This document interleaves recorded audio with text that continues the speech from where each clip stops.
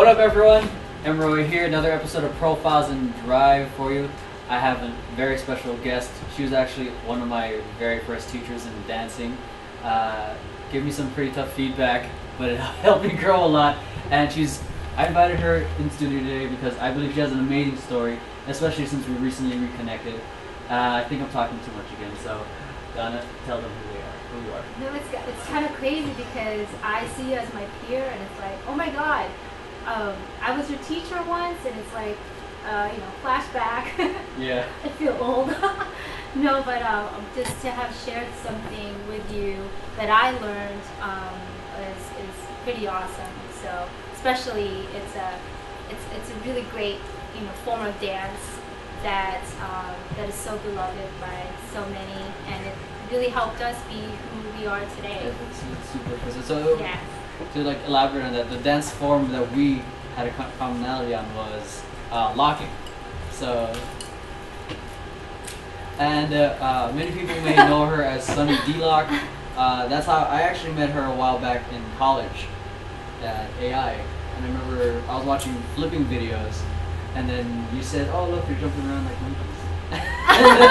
and I think I was actually watching a video of one of your friends, I think, Steve Toretta. Yeah. And then Tirada, yeah. Or Tirada. So, then we re-met again once I auditioned for the locking crew in Culture Shock. Culture Shock, yes. And then that's where I started learning under you and how you learned. I didn't know how that you were a locking champion and all that. Oh my gosh! I mean, that was a magical time in my life that I still try to, flashback to. Yeah. It was so magical, and I mean, it was great meeting you, being such a hungry student. I mean, Emeroy was such a hard worker.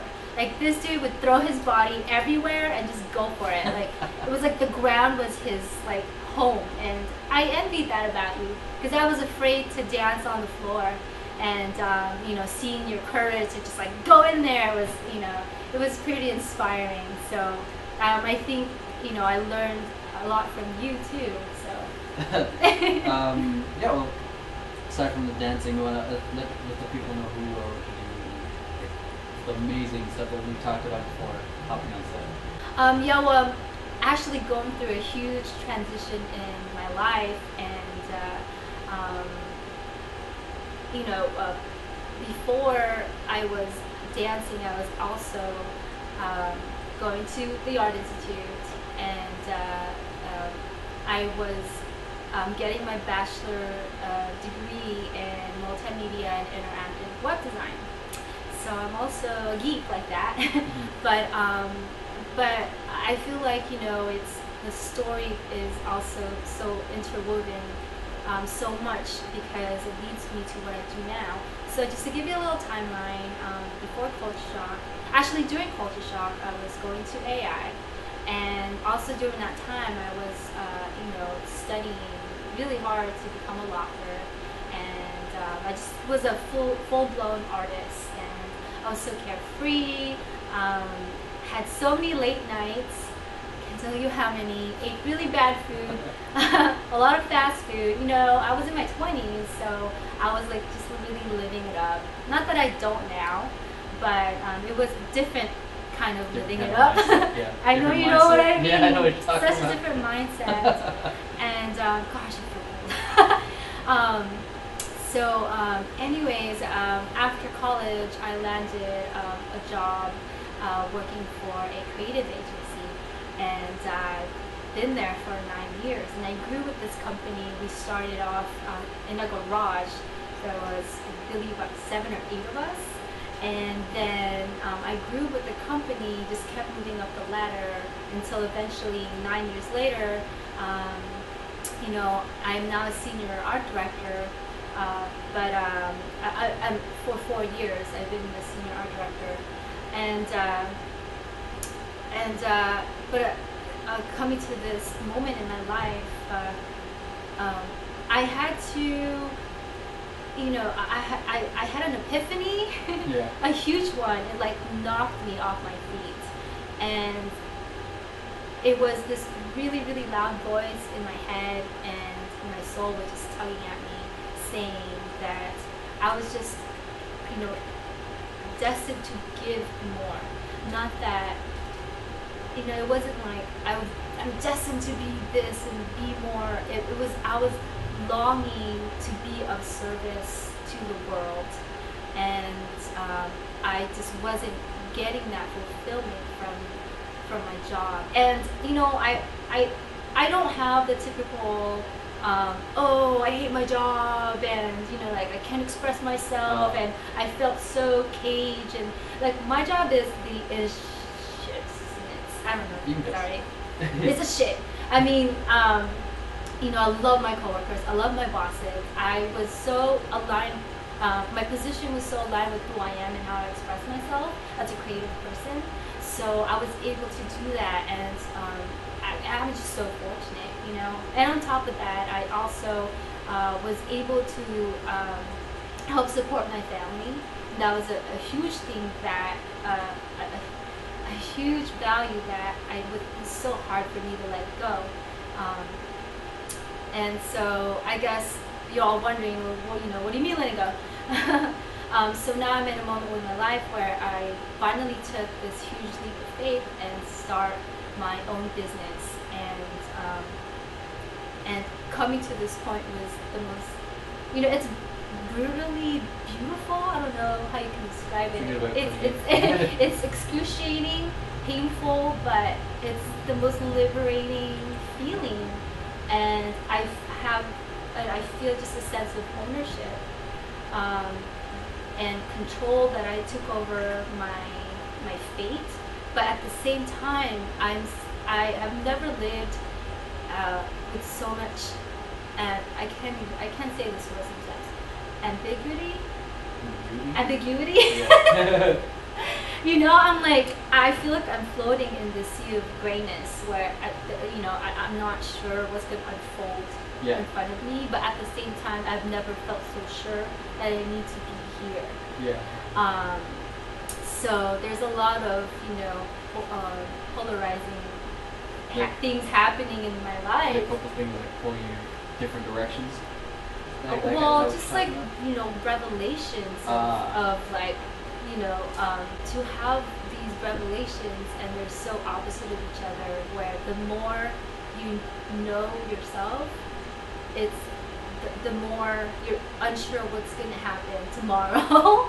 You know, like you know, you trust yourself enough to know that you'll show up for these, you know, obstacles, but you also don't know how tomorrow will unfold. So it's you know, I'm learning to really sit in it, and I'm a Taurus, you know, we're all about like being on earth and being, you know, comfortable, and like you shake our boat. I mean, the reason why we have horns is because, you know, you shake our boat and we'll come at you.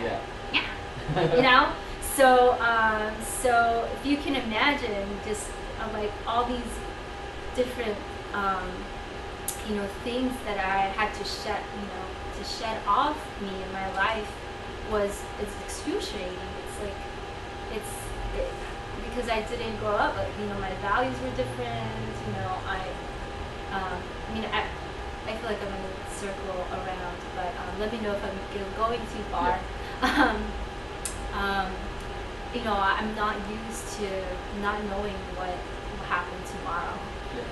Because, you know, my upbringing was so much, of course, you know, being Filipino and being from an Asian family, you know, having stability is, you know, it's what we're raised and told we need to have in our lives, you know, getting married, having kids, you know, and, you know, there are all these expectations, not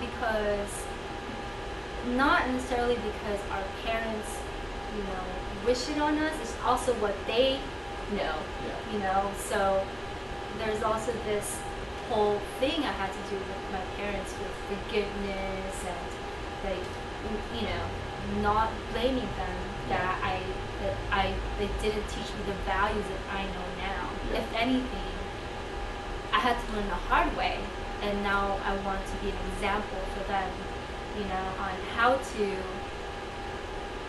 liberate yourself from being in a system and and abiding by traditions, and going for your dreams. Yeah. There's nothing that makes me so happy when I see people go for their dreams. Like you, like when I saw you posting stuff, just like, I'm like, yeah, why are you doing it? And I was just so proud of you, and you're so ahead of the game than me. I'm just like, teach me what you know, because you're out here doing it. I feel like I've been in my head for so long that I'm actually doing it, and it feels good, but I feel like there's still like, I still get stuck in my head. Analysis. Yeah. Analysis paralysis. Yeah. Oh, but you're such a great example. See, now I feel like you're my teacher. See, isn't that awesome how we teach each other? Yeah, like how we're giving each other the feedback, and we need to grow. Yes, in order to grow and become the fullest expressions of ourselves, and to see our dreams just flourish, and manifest it in these ways where we utilize today's tools, especially the internet, which are free tools for us. And which, by the way, I have a story about that too. So I think I'm gonna get ready for the next question before I gap away. Well, I can do that. Yeah. Well, that's what I love. I have bring people here and having them just share their story and what they know, because once people get going and people start just revealing themselves and what they care about, that's one of the things that we want to share. The people who they are beyond what people assume they know. If that makes sense. And thank you, because you're putting in the time and effort into getting to know us, in hopes that other people will learn, even just one thing, just take away one thing. Yeah. And I really appreciate that you do this. You're welcome. So before we were talking about, you mentioned it took you a while to get started before you took the thing. How long? I want to how long did it take for you to get started? What kind of self-talk did you have before, and what was the tipping point that made you go for it? Okay, so I can honestly say probably about a little longer than 2 years to finally take a leap of faith. And before, I'm pretty spiritual, so I have the conversations with or try not really conversations, but I listen to the universe and what the universe tries to tell me and plant the seeds. But there are so many signs that was that was just screaming at me to wake up. I didn't know what it was at that time, and the more I dug in, and digging in for me means like facing my fears. Yeah. So the more I tried to face my fears and tried to see that, test the uncomfortable zones, the more these lessons were revealed to me. For example, and I think this happens a lot when we have relationships, the reason why I say over 2.5 years ago is because I met my now current boyfriend. Yeah. And we are so opposite of each other, but we attracted each other because of the qualities that we had. And he's an Aquarius, so he's an air sign, and I'm the earth sign, and he's such a creative thinker, and he's an entrepreneur. He has his own business. He's an actor, and I thought that I really had everything that I ever wanted in my life, and which I did. I'm not saying I was ungrateful at all. I'm not ungrateful, universe. I love everything. But just seeing the freedom that he had, I'm like, oh my God, I want a piece of that. It's like what I feel like I was missing something, but when I saw what he had, like I wanted that, and he wanted what I had was that stability because running your own business is Being grounded. freaking hard. Yeah. So it's for him it was like throughout the years, or like throughout all of the obstacles that we had, it felt like we were meeting each other halfway. Where now I'm, I call him my Superman because being with him also allows for me to dream and fly in the clouds and be away from my element, which I'm so comfortable of doing. But I feel like now I've exercised both like flying in the clouds and dreaming and coming back to earth. So it's this relationship between going to heaven and earth, and allowing myself to dream and to even see what's possible was something I realized that was something I never allowed myself to do. Although I was a creative person, and it's natural for me to visualize, and then like when we do choreography, I'll visualize the movements with music. Oh yeah. And and the way you choreograph is to like kind of interpret that in that language, and the blocking. Yeah. And so now I take that, the relationship with heaven and earth, and I dream, and then I have to translate it to be, to in order to make it happen, and I have to think about all the tactical things that can lead up to that goal. Yeah. So those were big lessons, and so I'm sorry. Oh no, I wanted to ask you, what was it you mentioned? I heard you mention things you were afraid of. What was it that you were afraid of? Yes, I was getting to that. Oh, okay. No. See, this is what I mean. I can get some detail. No. Yeah, I can get some detail. Very detailed. But so I realized that from that point where I gave myself permission to dream and to see the possibilities, that I gained more confidence in myself, and I know that I've gone through so much personal development, like just over the years, that I've learned how to trust myself and be there for myself. So that was something, because like in order for you to venture out and do this, like even though you have your family and friends there to cheer you on, like really the one person that you need to be there is yourself. Yeah. Because you could be your own worst enemy. I swear to God, yes. So that was a huge, I evolved as a person. Yeah, a breakthrough. Yes, thank you. But so even through all that, I still couldn't do it. I had so much fears. Like this is like animalistic kind of fears where I would shake and cry. Like at night I'd have nightmares, have anxiety, couldn't sleep. I was getting sick. Wow. Yes, and I didn't want to go to work. Your fear was becoming a physical manifestation. Yeah, like the more real my dreams became, the more fears I had. It was just like, fuck, what's going on? It was like you literally trying to stop yourself. Yeah, wow, yeah. That's crazy. Like I think because my body was going against what my head and my heart was going through. Because my soul was like there.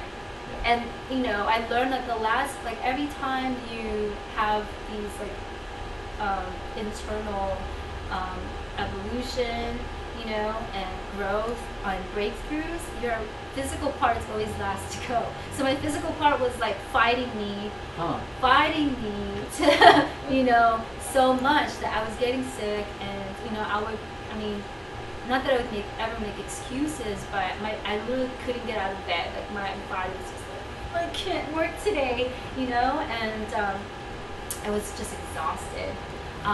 But then, again, it's like the universe sending these signals to me. One day, one of my coworkers sent me a video of Malala Yousafzai giving her speech to the United Nations about providing education for kids and for kids around the world in Pakistan, and you know, and it flashed me back to before I moved here, because I wasn't born here. I was born in the Philippines, and I was petitioned here when I was 9 with my mom and my sister, and I always go back to that moment of like, holy crap, like what if I stayed in the Philippines? Would I have had the opportunities that I've had growing up? You know, would I be, you know, like, would I have been able to go to Art Institute and become a, you know, designer? Would I have been able to join Culture Shock?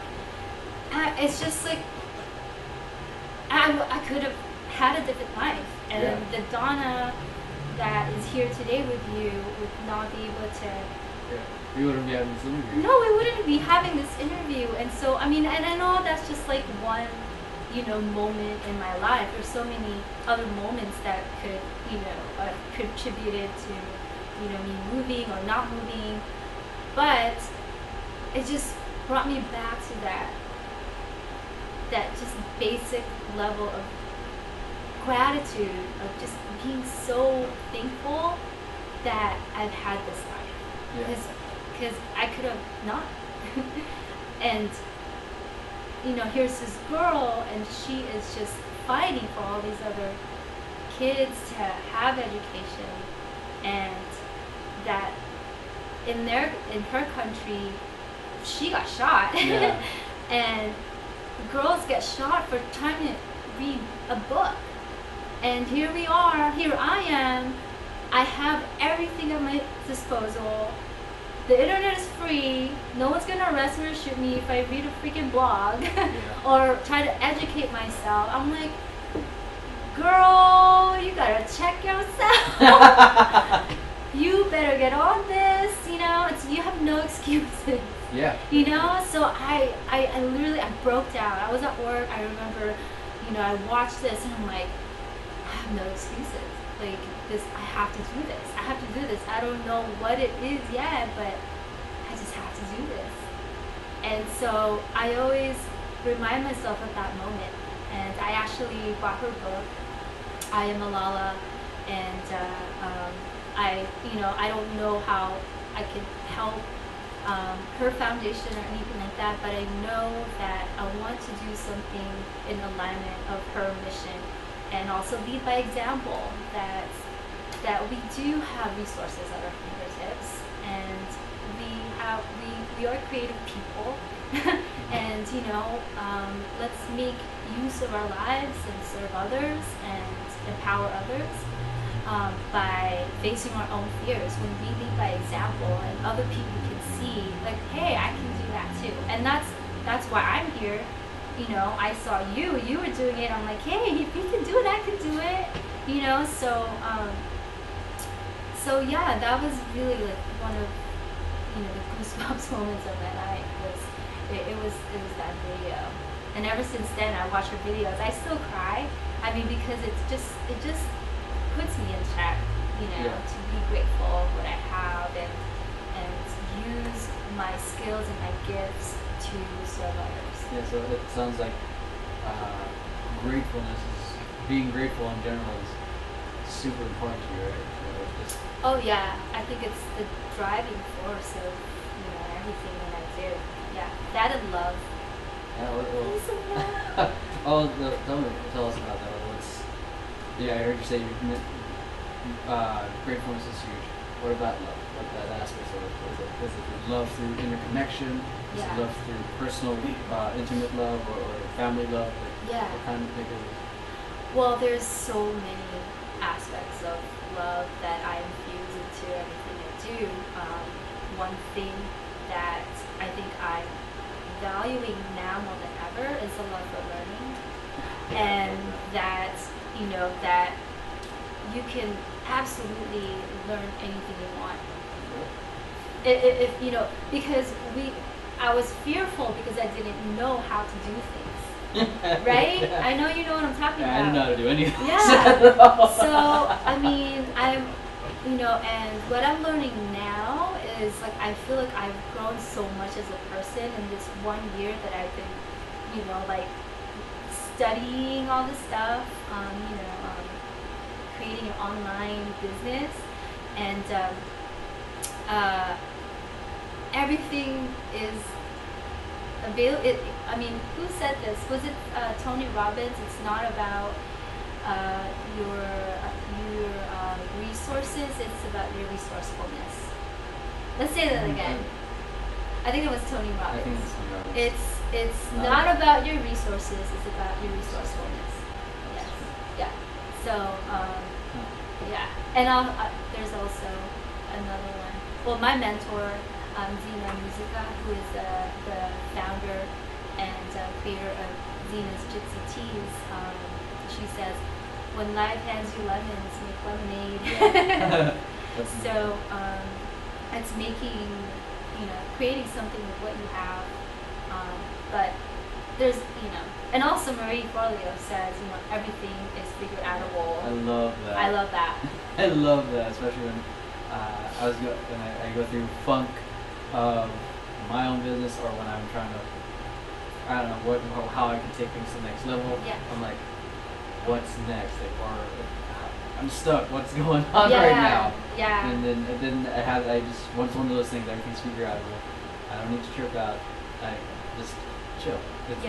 Things will happen. Just keep the core. Stay on the course. Yeah.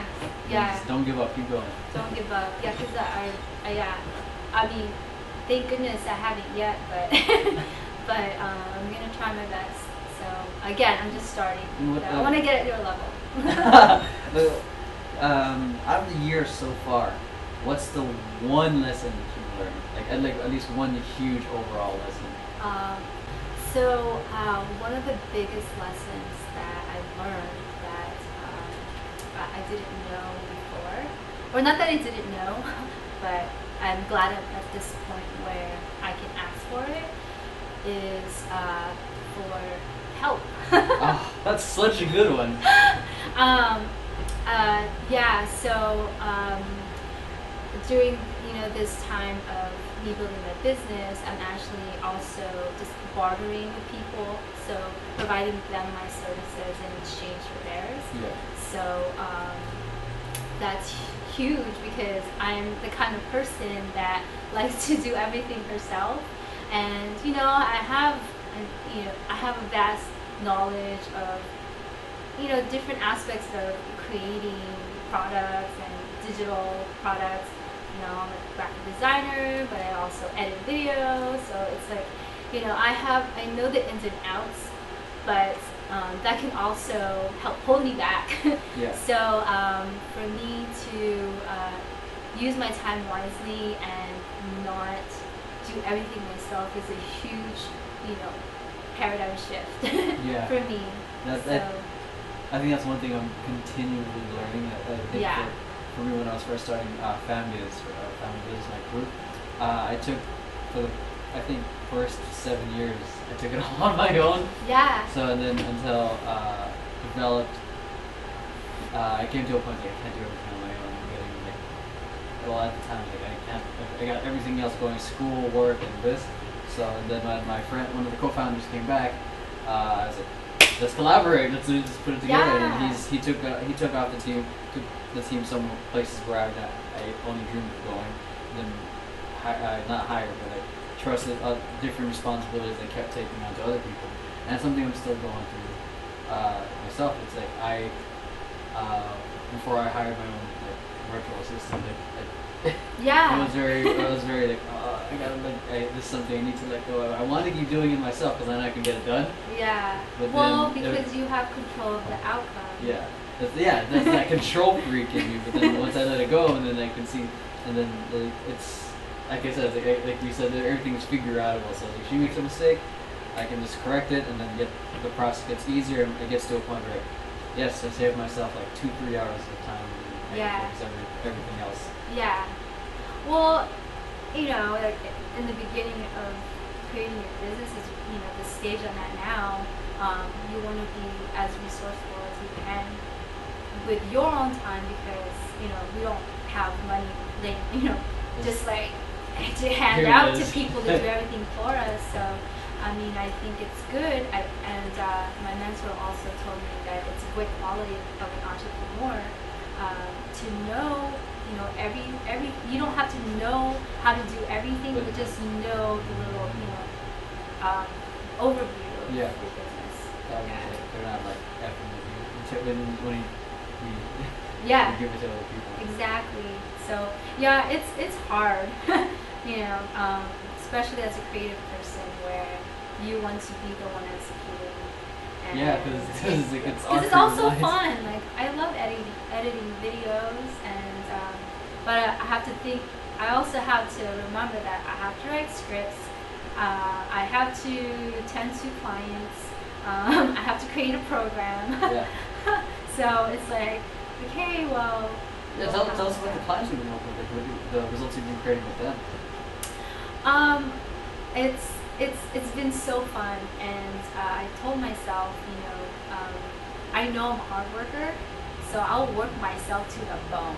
Yeah. I mean, I think, not even just like my upbringing, but my parents were great examples. Like they have excellent work ethic, so I learned from them.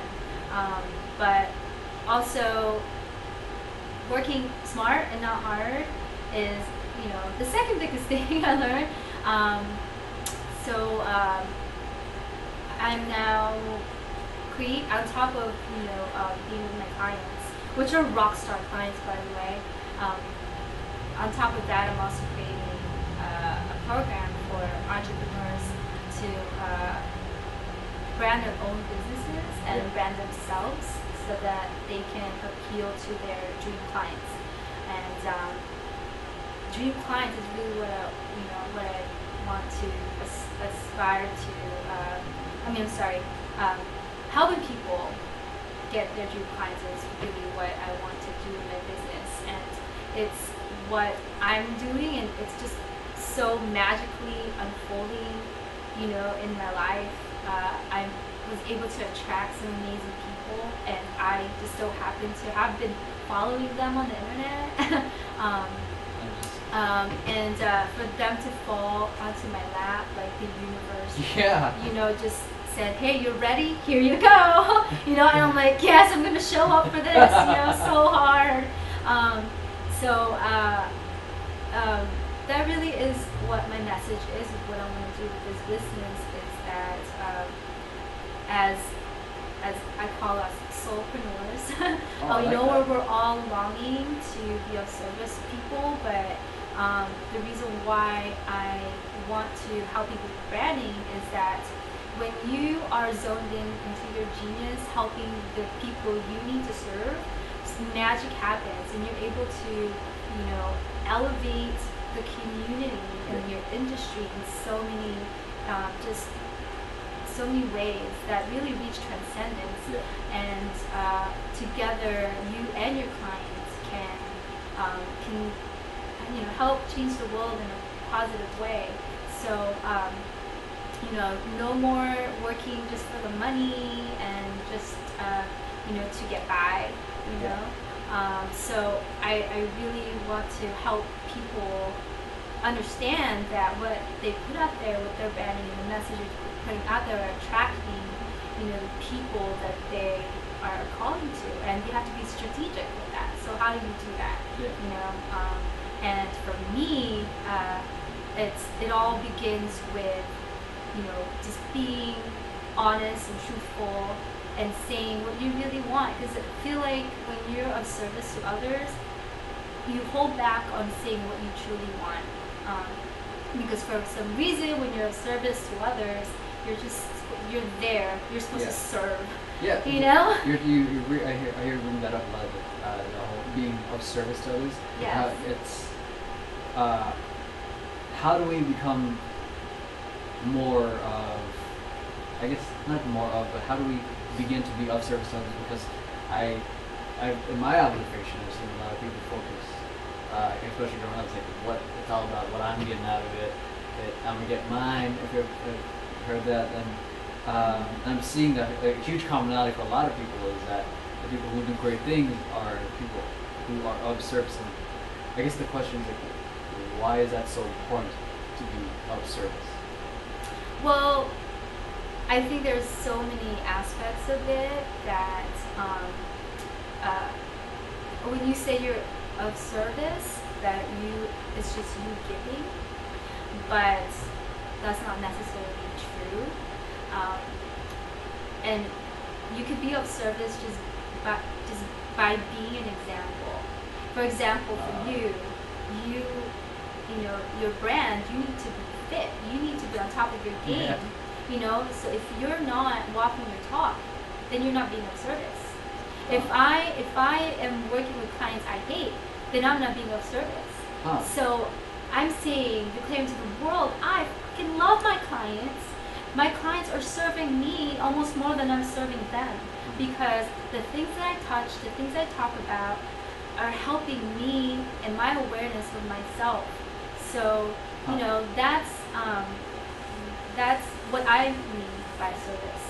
So from what it sounds like, from being of service, it sounds like the more you give of yourself, like in terms of being grateful, coming from a loving place, because it sounds like that's how you are with your clients. You're grateful for your clients and you love your clients, and the more you give that, the more you make them better, and you make them, the more you make yourself better. Yeah. And I don't want people to mistake grateful with like, oh, I'm just gonna give and not get anything in return. Oh yeah, there's that. No, because there's a difference. Because like again, you know, if you're a hard worker like us, you know, like you'll not sleep for your clients even though they don't pay you. What I mean is that you know, you are constantly being grateful of you are constantly being grateful, but you also have to see how your client will serve you, you know, so that it's a win-win for both of you. And like for me, my client and mentor is Musica. I've helped her with her brand identity and online presence.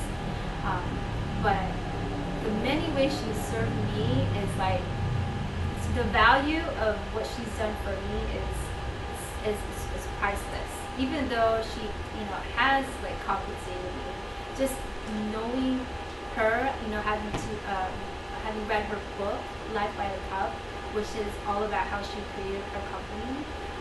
Those things are like it's just the universe is telling you you're on the right path, and I'm growing as a person as I am working on these projects. You know, whereas before I'm getting paid money, but I'm also not learning anything to flourish as a person. Okay. So, you know, I'm saying, you know, if you have an online business and you're just serving, giving, which is great, it's good to overgive, but you also have to see how your clients also give back to you. So it's like allowing yourself to receive. Yes, but also recognizing what those things are, you know. I heard you, like you're here, it sounds like you're with a lot of amazing people. So tell me the importance of surrounding yourself with people who will support you. Like, I guess that. Yeah, so important. I mean, why would you want to surround yourself with people who are like putting you down? Yeah. You know, and I know it happens, and people give up because of that. Yeah, and not just people, but the things you do. You know, the things you eat, where you go, what kind of TV shows you watch. You know, it's the things you're consuming every day, and being protective of your space.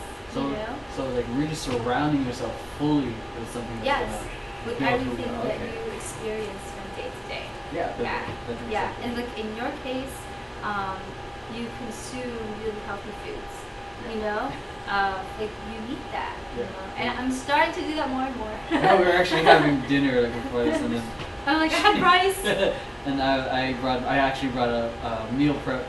There's like eggs brown rice and spinach and then, just to because I need to I'm trying to I'm not trying. He's I'm sticking to hardcore. it. He's I eat on every it. 2 hours. Yeah. So Yeah. And that's another thing I also learned is, how do you show up for yourself? And especially with this, I'm really learning this the hard way because I just moved back down near my family. So it's hard for me to resist spending time with my niece and nephew. And I've just missed them so much since I've been away for so long. But like with that, it also comes with the downside, which is like sometimes I lose focus on what I need to do that day because I'm so like, oh, you're so cute, let's play. I know you feel. So also like scheduling tasks and making sure that you don't put yourself and your to-do list last and not prioritize what you have to do that day in order to move the needle in your business. Yeah, so that's one of the hardest things I'm dealing with right now. Self-accountability. Yes. That's why we're about to do a mastermind so we can keep each other accountable for our promises to ourselves. Yeah. So that's so important. That's what it is. But it's so easy. I think it's so easy to sell out on ourselves, especially because. Like, especially when I first started, it's like no one's seeing me eat this pizza.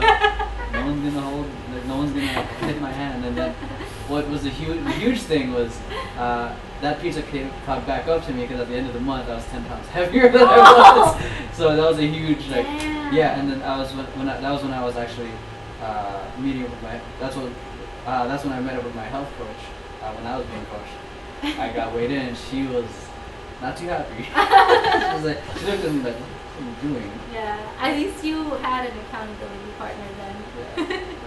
Yeah. Self-doubt is huge. I know. I feel I go through that.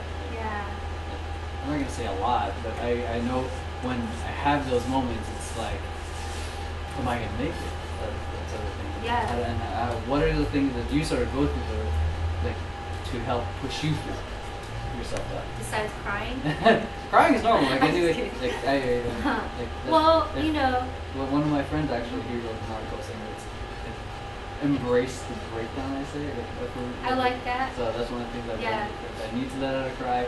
There's nothing not manly about it. Yeah. Because I used to hold it's a back. very human thing. I'm not gonna cry.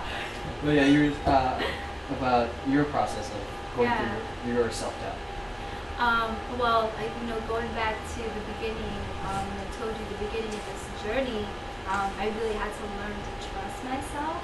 So I always go back to that. And really I have these moments of weakness because it's just, I'm exercising things I'm not used to. I'm an artist. I like to create art and I'm not a writer. For a while, I didn't think of myself as articulate, and that was one of the things holding me back. I couldn't talk about my ideas. Really? Yes, and you look shocked. No, because when I was learning locking from you, it was like the most detailed things I've ever learned. I'm like, this is how it's done. Like it was blowing me. Like I was like loving the training. And that blew me away because like the way it was approached there, it was like there's so much structure, there was an organization, that's how I embraced training. It's what I brought to my own team, and sort of brought it onto them.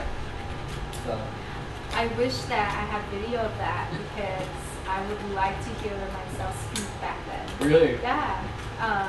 And maybe it is lack of confidence, but I just it's also something I'm practicing. And I think it's this whole fear of being vulnerable and letting people know how I think. And because I'm so confident in expressing myself through dance and art, and that also was a crutch for me because those were the only ways I could communicate, or so I thought. And so really doing this soulpreneurship thing for me was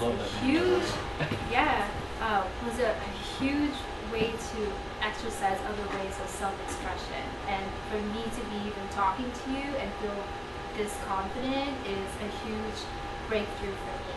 So it's really allowed for me to grow so much. And communication has always been one of the things I struggled in my life. You know, even growing up, being from the Philippines and not knowing English, you know, so that was always such a block for me to connect to people. You know, that's why I never really spoke. I just danced and I just created art. But now I see, you know, my artistic, I don't even want to say artistic expression because I think talking is artistic, writing is artistic too, but maybe, you know, just different mediums of expression is serving me so much so that I can connect with people and spread my message even more. So I'm facing my fears head on. I'm learning how to public speak. So I have a public speaking mentor. You know, I have a business mentor who's helping me just reach out to people. Before I used to think, oh, you know, people can just try to get to know me as a dancer, and that's, you know, that was comfortable for me. But I realized, like, I never really talked to people. I never really tried to get to know what they're all about and who they really are, even what their real names are. Like, for a long time, I knew people's dancer names. I knew somebody as, you know, like, you know, I don't know, what was your dancer name? Almond Joy.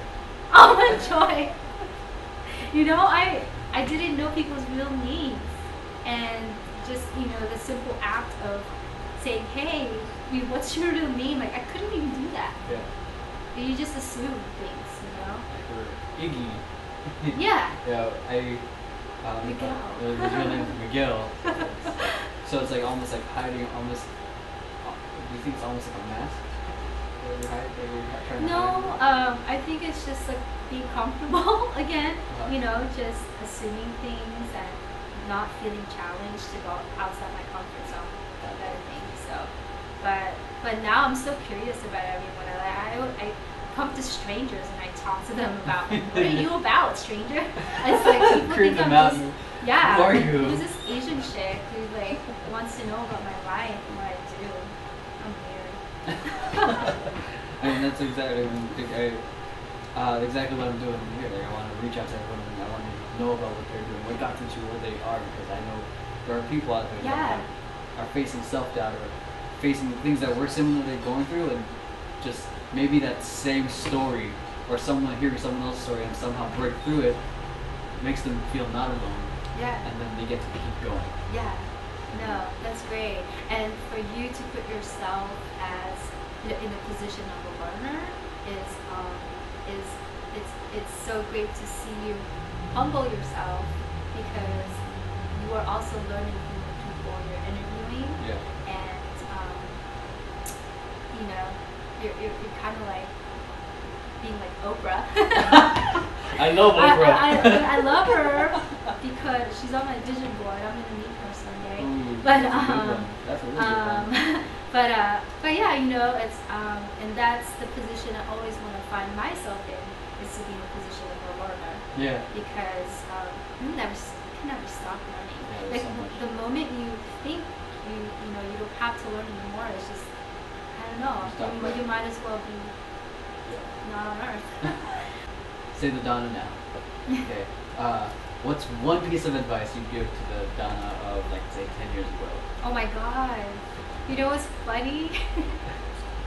I actually started to write a letter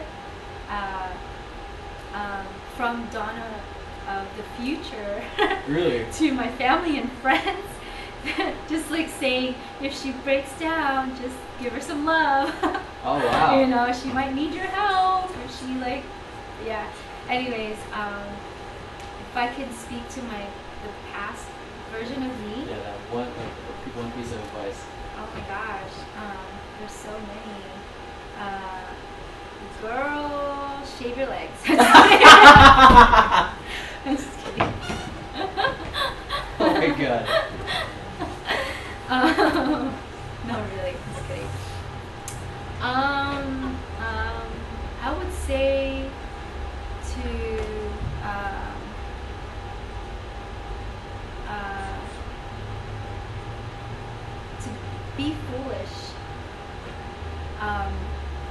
that's actually the message that the young Donna told me. But it's, if I can tell her that, to just keep being foolish, all the way through, and listen to your heart and follow your intuition. That you'll be okay wherever you are. I felt like I lost that for a minute, and I am getting in touch with that part of me again, where it's not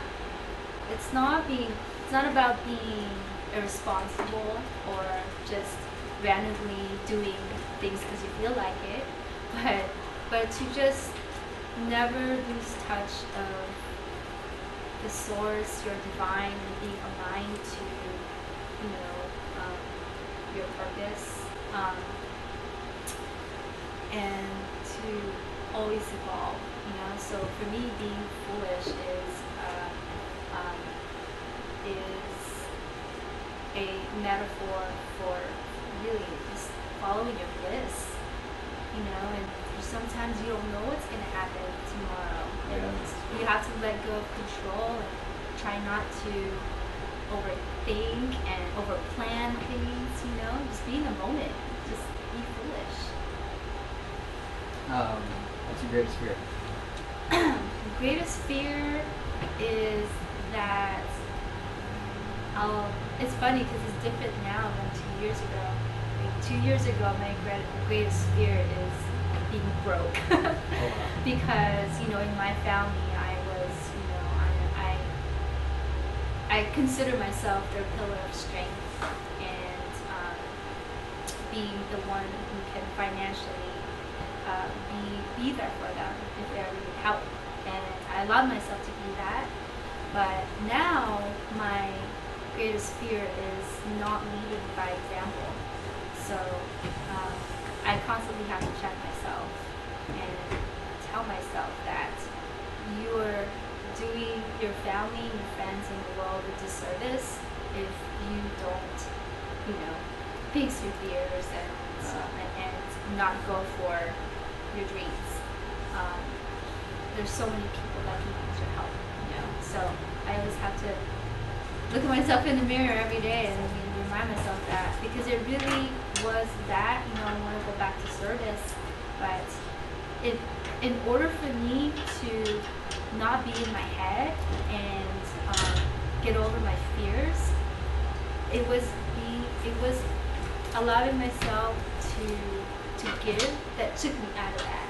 That it wasn't about me, it's about the people I'm going to help. It's about facing my fears, putting myself out there in the world, knowing that people might judge me, but I no longer think about those things when I think about, helping people. Do you ever think that putting yourself out there was almost like going into a sector? That's such a good question. Because again, it's so different, Back then, when I would just jump in to end the cipher, whenever I'm feeling that song, I had exuded so much confidence because I knew how to express myself through dance. And again, for me to speak up and communicate in this way, is so different. And it's really, I know it's opening up your heart to be vulnerable in different ways, but again, I'm not used to exercising it this way. So, but now I am. So and when I think about, I'm not doing it for me, I'm doing it so that the message could flow through me, and it's a way to connect with people. And when you consider yourself as a vessel for this message, I feel like I'm no longer held really like as responsible, and as, I guess, in control. I just have to tap into the part of me that needs to let go in order for the message to come out. And now it's it's starting to do that. It's starting to just like flow out of my mouth the way it's supposed to, in a way, yeah, writing, you know, in a way that will like, you know, whether it'll affect people or not, the message is out. Yeah, at least you're putting it out there instead of just, like for me, at least this is the way I viewed it. Like if I didn't put myself out there, because to this day, I'm like, I get nervous as hell getting into a cipher. Yeah. It's like, what if I'm not warmed up, like, these pants are too tight, I'm not warmed up, I'm not straight, Yeah. I come up with whatever excuse to like not jump in. Yeah. And then when the cipher dies out, I'm like, damn, I should have went in. Yeah, you regret it. Yeah, and then it's like, I'm seeing it the same. It's like, if I don't get my message out, like whether people hear it or not, it's like, it's I'm doing this for me. Like in a sense, I'm doing it for me because I believe I have a message that will serve and help other people. Yes. If I don't serve it, if I don't share it, then I'm pretty much just letting that message die. Yeah. With me, and it's, and I guess I tell a lot of my clients and a lot of my friends and my dance crew is that we're all a gift and we need to give our gifts away. That's great. So and then I don't do that, especially for this opportunity. Who am I? Why am I here? I'm just being selfish if I don't give. So, Yeah. But yeah, I think You nailed it. You nailed it. Yeah. Because like it's whether it's a cipher or a stage or in front of a camera, it really is the same thing. You know, the goal is the same thing. Yeah. Is that we are trying to use our tools of communication through dance, art, and speaking to spread our message. Yeah. You know, whether it's ours or not. Yeah. Yeah. What are some of the things that you're currently working on? Like, I know you mentioned some of the clients, but like your online business. So what else are you working on? Just in life. Yeah. Well, I am also. Well, I told you I'm trying to get fit, physically fit again, because I also want to embark on a new journey. Hopefully, sometime after I establish this business, I want to create another movement, and I want to call it Meet Your Moment. Oh, okay. And I really, this came about when I was learning how to, you know, be a presenter and speak in front of people and write, and try to find the same art form that I found through dance and art, because, you know, I again, like everything's, you know, figure-outable, right? Yeah. And so for me, I had to really instill confidence in myself that I could do this. Yeah. You know, so and then I realized, like, oh my God, there must be so many others who feel just like me, who feel out of their element and don't know how to communicate and let their message, you know, just unfold and flourish out of them. And so I want to, you know, do kind of like a study, which it will be, I imagine it to be a body of work. And I can't say too much right now, but the purpose of that mission is for me to help others reach transcendence in their skills. Yeah. So whatever it is, whether it's playing piano, drums, riding a bike, dance, speaking, or public speaking, or writing, how do we reach that level when we're able to tap into ourselves so fully that you know, not only do we have the technical skills to execute, but to reach that next level of transcendence, you know, to be able to inspire others with it, you know. So that's coming up, and it's going to be called Meet Your Moment, and so it's going to be the next phase to my journey now, which is nurture your vision. So I'm in the process of launching my site called nurtureyourvision.com, and so the Meet Your Moment is going to be like the sister company. Yeah, yeah, and it's all about self-expression. Yeah. So I know those are pretty big things I'm like saying right now, and Meet Your Moment is something in the future. So I'm, you know, it's it's my vision, and it's scary sometimes when it's so clear in your head that it's like you get so anxious to do it. But one step at a time. I really want to give birth to my first company, so I can help people with their personal branding and branding their small businesses. But really, what it comes down to is to inspire people to just be the best versions of themselves. Yes. And I feel like it always comes back to self-expression. Yeah. Having the freedom to love what you do and be receptive in return. And really, like when I was seeking this in my life, I was seeking alignment and congruency in all that I was doing, and that is with who I am, what I want to offer the world, who I am, what I want to offer the world, and my gifts, and how I'm going to infuse all my values and personality and character with all of that.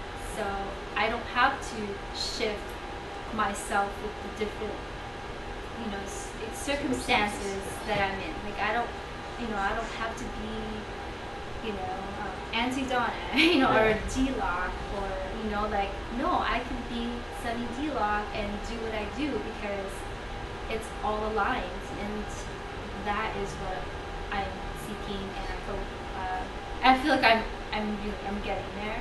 Like me being here with you and just even sharing my message is one of the things I've envisioned, is doing interviews and sharing my message. And also, I want to do interviews and be in your seat, so one day I'll be interviewing Emery. Oh, man. Yeah, and I'll ask the hard questions. Yeah. So, but does it not feel good? Like I want to ask you, how do you feel? I feel like it's so liberating, but would you agree? To go just going for it? No, I mean that you don't have to. You don't have to change yourself in all these different ways. You're aligning all of your passions into one.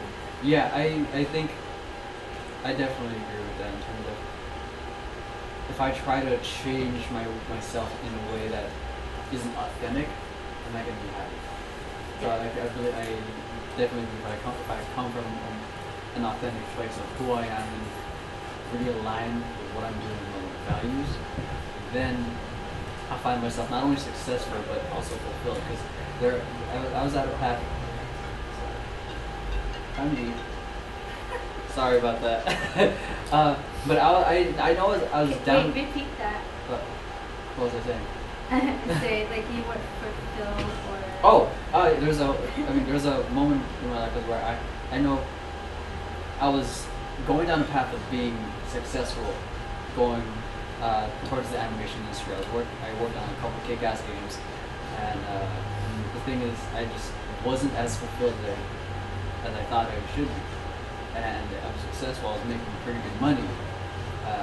Then could have been comfortable. Yeah. But I knew really there was. On that. Yeah. But then it came from a place where there's got to be something more for me here. I remember sitting at my desk one day thinking, is this all? Because I remember just thinking when I was in high school, I'm going to be an animator making all this stuff, and then I'm there. I'm like, this is it. I'm making a AAA level game, and then I realized that I had to be honest with myself, and that I need to leave. And then once, as scary as it is, once I took that leap of faith, oh man, it was a feeling of liberation, and I don't want to say nervousness or fear, but I want to excitement. It's more excitement. I want to shift it to that word. It's exciting because once we allow once I allowed myself to be who I really wanted to be, and even though it was scary because I was vulnerable about it, it's like, you know what? I'm still alive, Yeah. I'm still going for it, and the progress is going, and the growth is there, and it's not like you made a stop. Yeah. That's exciting. Yeah. So happy for you. Well, I want to get to the last question, which is, what's the one thing? Like, there's like a whole bunch of one stuff here. I like having the people. But you notice how I always sneak in like the next thing. Yeah, you do. The second to that one thing. Yeah. That's like you're always like, oh, here's a couple other things, but not one thing though.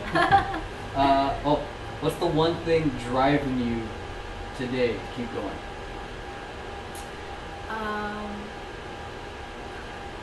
So many things. One thing driving me is just having a little taste of freedom every time. And everybody has their own version of freedom. Some people it's, to spend time with family. Some people it's to be able to do what they love. And it's, all of the above for me, but I think the number one type of freedom that I just feel so blessed that I feel like it's like right there. It's just the freedom to express and have that, whatever it is I express, help people. Yeah. It's the most rewarding feeling when you feel like you could be an example for so many who have the same fears as you, and I feel like I'm only just one step, just one step ahead of some people. But if I can help people one step behind me get there, just by being myself and honoring myself is freedom. So that's one of the biggest things driving me. Boom. There we have it. Well, where can people find you to connect with you? My website is nurtureyourvision.com, and you can find me on Facebook/nurtureyourvision. I'm also on LinkedIn as Donna Arrogante, and you can find me at your local club getting down on the dance club with Emma Roy, homeboy Emma Roy. Alright, that's it. Thank you for coming on the show. Thank you for having me. I'm honored. Everything we mentioned in terms of resources or websites, all the links will be on the show notes. If you like the show, Profiles in Drive, make sure you subscribe to the YouTube channel, subscribe to the mailing list so all this content comes straight to you. And yeah, that's it. Thank you guys for watching, and I'll catch you guys in the next episode. Taking notes. Alright, that's it. I am a social media consultant, a life coach, sort of everything. And I grew up in Colorado, and to jump to like the meat and potatoes of my story, I mean, I grew up in the suburbs and lived in like an upper middle class white neighborhood suburbs, and then what was sort of